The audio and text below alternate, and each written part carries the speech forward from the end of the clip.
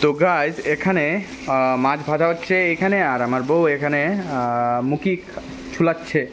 আজ মুখি দিয়ে খাবো মাছের ঝোলের তরকারি, যা আমার ভীষণ ফেভারিট। এটাকে ভালো মতো ধুয়ে তারপর কাটতে হবে, কাটতে হবে।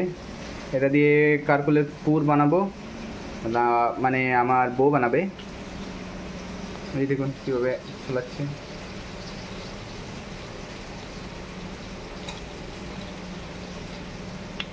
চাকুটা একদম ভোতা। তো গাইস আজ আমরা যাব। আরে তেল উঠেছে তো, আরে মাছ অতলা তেল দিছিলা নাকি দা?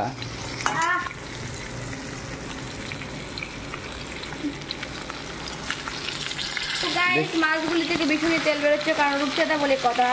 রূপচাঁদা মাছ তেলের লিগি মানে ভালো, সেই জন্য না, এটা ভীষণ বড় মাছ যার মধ্যে তেল আছে, সেটাও একটা কারণ। তো গাইস একটু দূরে থাকুন, এটা পড়ছে তো।